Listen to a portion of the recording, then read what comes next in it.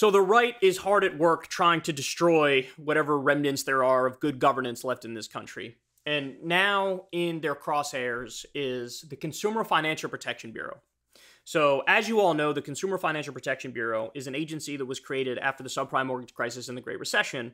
And the whole point of it is to have a watchdog looking out for regular people and trying to crack down on the abuses of banks and credit card companies and big business. And guys, they've done a phenomenally successful job. So they've returned over $12 billion to defrauded Americans. By the way, I was one of those people who was the beneficiary of this government agency looking out for regular folks. Now, of course, during the Trump administration, he gutted it and they didn't do their job. That sucked. But under the Biden administration, they're beefing it up again and they're going after the corporate criminals.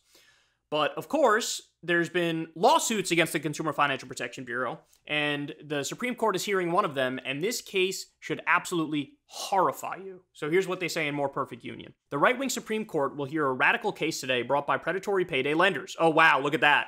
So the people who are bringing the case are the predatory payday lenders. That could effectively destroy the Consumer Financial Protection Bureau and hamstring other federal agencies. The Consumer Financial Protection Bureau was created in the wake of the Great Recession by Dodd-Frank to shield Americans from abuse from the financial sector. Unlike many federal agencies, it operates as an independent body within the Federal Reserve. The CFPB has facilitated the return of more than $17.5 billion, so I was using an old, outdated number there, to consumers in monetary compensation, canceled debts, and other relief. It's also taken on racial discrimination in auto lending, loan mismanagement at Wells Fargo, junk fees, and more. As a result, the Consumer Financial Protection Bureau has been attacked repeatedly by Wall Street and Republican free marketeers, as well as companies that want to keep fleecing Americans with no consequences. In 2018, a trade group representing payday lenders, which makes short-term loans often with exorbitantly high interest rates that have been found to increase bankruptcy filings, filed a lawsuit challenging the CFPB's funding structure. The Fifth Circuit Court of Appeals, which is broadly acknowledged as one of the most conservative in the country, ruled last October that the CFPB was effectively unconstitutional. What do you know? There's consequences to having far-right idiots in the court system. The CFPB's fate will now be decided by the Supreme Court, but the most far-reaching extreme interpretation of the case could also jeopardize similarly funded agencies such as the Social Security Administration and the FDIC. The case is rife with conflicts of interest for the Supreme Court. Amicus briefs have been filed by the Koch-funded Americans for Prosperity, as well as former Trump lawyer John Eastman, both of whom have ties to Justice Clarence Thomas. Wow. So this is yet another specific and direct example of the deep corruption of the justices influencing their decisions moving forward. I mean, these are the same people they go on yachts with and have luxury trips with and rub elbows at cocktail parties with. And we're supposed to pretend like, oh, they're going to make an objective decision based on the law, based on a reasonable reading. No, they're going to be tremendously biased like they've been in a number of other cases. Guys, the Supreme Court, they're now judicial supremacists and judicial tyrants. And they act on behalf of big money. That's why there's been 17 different corruption scandals that have come out within the past year or two. And this is unacceptable. You absolutely need a code of ethics, for example, that they have to abide by. You definitely should have term limits for Supreme Court justices because it's lifetime appointments and they stay on there until they're 412 years old and they're corrupt every step of the way as they do it. So this is not good. Paul Singer, a billionaire hedge funder who took Justice Samuel Alito on previously undisclosed luxury fishing trips, holds at least $90 million in companies that the Consumer Financial Protection Bureau has regulatory oversight over. New reporting from Revolving Door DC and The Prospect revealed that at least 18 members of the Alger Association, which Thomas has taken gifts from and even hosted in SCOTUS chambers, either support weakening the CFPB or would benefit from gutting it.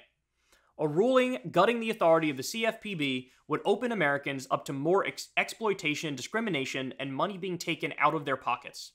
The lack of ethics standards at the Supreme Court means those interests' best friends will be deciding the CFPB's fate. So this is unacceptable, is the only way to put it. It's unacceptable. Now, look, the way the Consumer Financial Protection Bureau works, it's honestly one of the best government agencies that there is. So I've told this story before, but there was one time I was in college and I went drinking with my buddies for somebody's birthday or something in New York City, and I happened to lose my credit card. And the next day, in a drunken stupor, when I'm massively hungover, I ended up having to make a phone call to my credit card company and saying, hey, I lost my credit card. I'd like to, cancel that one and get a new one. And the person on the other end of the line said, listen, that's great, no problem whatsoever. But if you want to protect yourself to make sure that nights like this don't screw you in the future, maybe it's a good idea to get some, basically insurance protection on your card, to get like fraud protection on your card. So this way, if you lose your card, nobody can go out and spend $500 before you're able to cancel it. And it's really just peace of mind for you. So me in my drunken stupor, in my massive hungover, dry mouth ass state, I was like, okay, sure, how much is it? And they said it's like $10 a month or something like that. I was like, okay, that sounds good. So they sent me a new card. They gave me the identity theft protection or the fraud protection on it or whatever. And then come to find out, fast forward like 3 or 4 years, something like that, and I get a check in the mail. I'm like, what the hell is this? It's a check from the Consumer Financial Protection Bureau from Discover, was the company, the credit card company. I'm like, what the hell is this? Well, come to find out, there was an investigation done by the Consumer Financial Protection Bureau. And what they found out is, even though Discover was selling this identity theft protection, this fraud protection or whatever, it was a total scam and a ruse. They had no system in place. They had no ability to determine what's fraud, what's not fraud. They hired no new workers to work in like the identity theft protection department or fraud protection department or whatever the hell it was that I agreed to, right? They were just shaking people down. They were just trying to get an extra $10 a month off their customers or whatever it was, right? And so I got a check for, it was a couple $100. It may have even been as high as like $500 or something like that.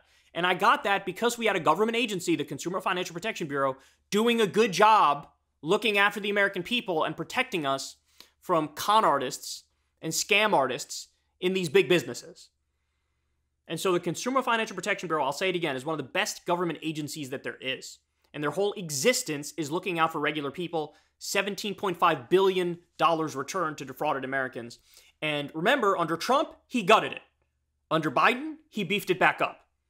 And now there's a court case where they're trying to argue not just, hey, we're against this, we should repeal the law that had it. No, they're trying to say it's actually unconstitutional. There's no constitutional authority to have an agency that looks out for regular Americans to make sure they're not defrauded by big financial institutions. How backwards is that? And our giant corrupt court is potentially going to side with these goons. I mean, this should be, like, bodies should be in the streets over this, man. This is unacceptable. This case should horrify you. So we'll see what happens, but it doesn't look good, and we shouldn't just take this. It's time to act on the court. I know Ro Khanna proposed some legislation to do term limits, to do a code of ethics. 100% correct. If I was one of the Democrats, I would have this as a campaign. I would lean into it, right? I would do anything I can to try to get this stuff through. Because right now, the system is a joke. We gave veto power on any law to judicial tyrants and judicial supremacists, unelected freaks, and that's where we are. Hey y'all, do me a favor and like and subscribe. It helps out big time in the algorithm. Click the bell as well for notifications when videos drop, and watch that video on screen right now. You know you want to.